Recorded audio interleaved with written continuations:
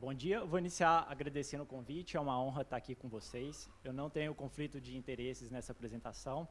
Eu vou falar sobre o abdômen agudo obstrutivo, pretendo fazer uma breve revisão de conceitos e definições, e nós vamos focar na avaliação por tomografia computadorizada.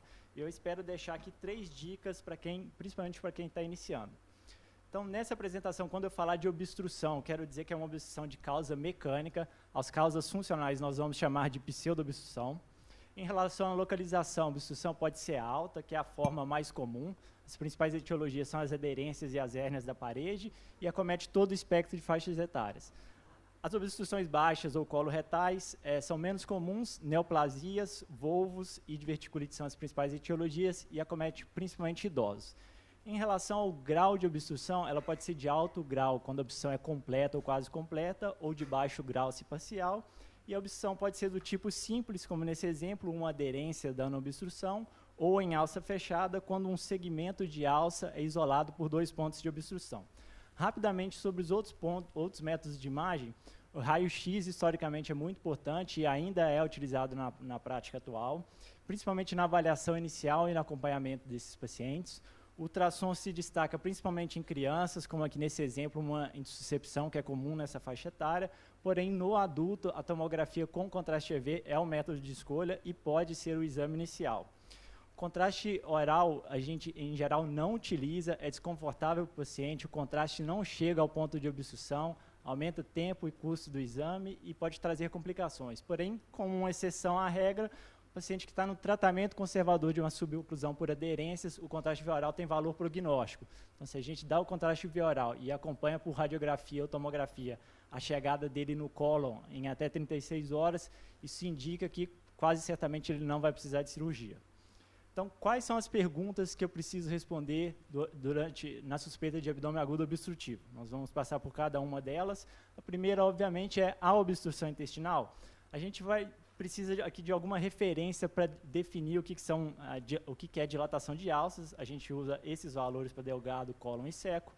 Na imagem, a gente vai buscar a presença de desproporção de calibre de alças. Então, notem que as alças dilatadas e outras alças com calibre normal ou reduzido. Além disso, a gente vai buscar o ponto ou pontos de transição de calibre, que é o ponto onde está obstruído.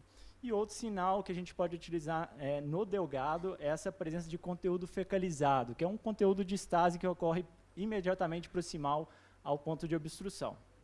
Então, vamos aplicar esses conceitos aqui nesse próximo caso. A gente via dilatação de alças, a gente enxerga desproporção de calibre de alças, porém é um exame um pouco esquisito, eu não consegui identificar um ponto de transição de calibre, um ponto que está obstruído. Continuei lendo o exame e vi que tem pneumo peritônio e tem líquido livre na cavidade. Bom, esse paciente foi para a laparotomia exploradora e, na verdade, era um abdômen agudo perfurativo. Essa dilatação de alças, na verdade, era um ilho adinâmico. Então, essa é a minha primeira dica. Na presença de dilatação de alças e suspeita de abdômen agudo obstrutivo, considere diagnósticos diferenciais, principalmente o ilho adinâmico.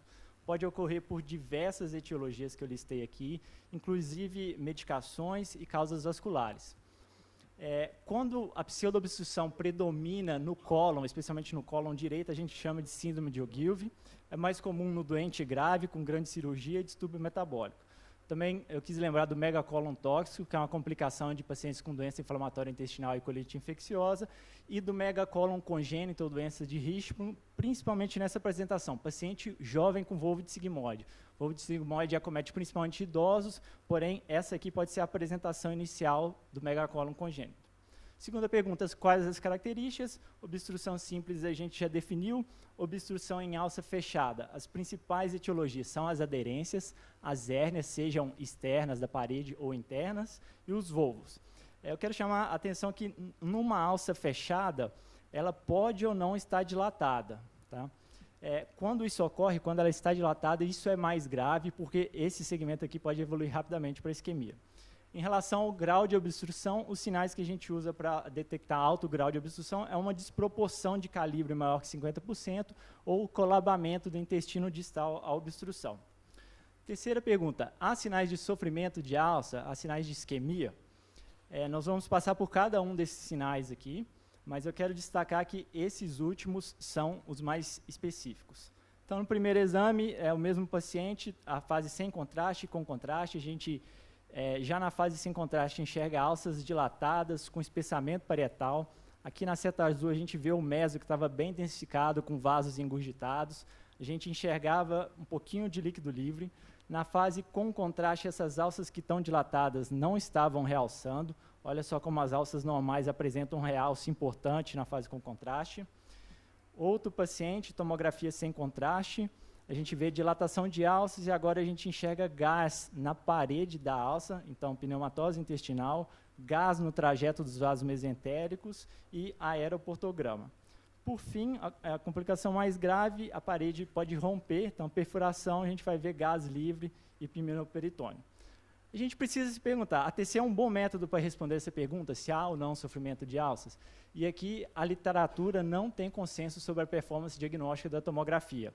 O que parece é que a gente tem uma maior especificidade do que sensibilidade, ou seja, quando eu falo que tem sofrimento de alças, eu acerto mais do que quando eu nego que tem sofrimento de alças. Então, por causa disso, essa é a minha segunda dica, sempre mantenha um alto grau de suspeição para sofrimento de alças no abdômen agudo obstrutivo.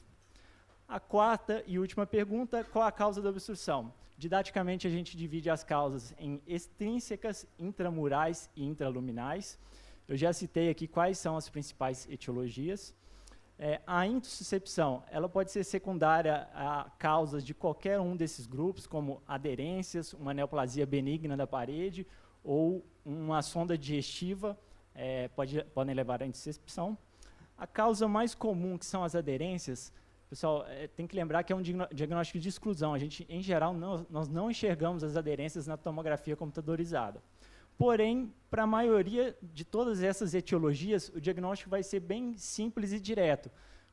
Na hora que a gente achar o ponto de obstrução, ali no ponto vai estar a causa, ou junto ao ponto vai ter a causa. Então, eu trouxe para ilustrar 3 causas. Uma extrínseca, é uma hérnia femoral encarcerada, lateral e posterior ao tubérculo púbico. Outra causa clássica, neoplasia do cólon descendente, dando dilatação do cólon. E uma causa intraluminal, paciente mulher jovem com esse conteúdo gástrico aqui típico já de trico bezoar, e um componente dele se destacou e foi obstruir lá no ilho distal. Para terminar, eu quero chamar a atenção para o diagnóstico de hérnias internas, que eu considero que é um capítulo à parte quase da radiologia abdominal. Tem muitos trabalhos, muitos artigos, muitos sinais descritos na literatura para fazer esse diagnóstico. Porém, sim, existem inúmeras possibilidades de localizações de hérnias internas em pacientes sem cirurgias e após cirurgias. Então, nesse caso, a gente via dilatação de alças. No ponto de obstrução, a gente identificou um grupo de alças que estava aqui em alça fechada entre esses 2 pontos de obstrução, mas não estavam dilatados. Além disso, a gente já via algum grau de espessamento parietal e líquido livre. O paciente foi para a cirurgia, era uma hérnia interna transomental esquerda, um tipo bem raro, o paciente não tinha cirurgia prévia. Então, a dica que eu vou deixar é de quando pensar em hérnia interna. Se você vê um aspecto de obstrução em alça fechada, não é um volvo, não é uma hérnia da parede, que são diagnósticos mais diretos. Antes de pensar em aderência, que são as causas mais comuns, suspeite de hérnia interna. Então, para finalizar, vou deixar o slide final. Muito obrigado.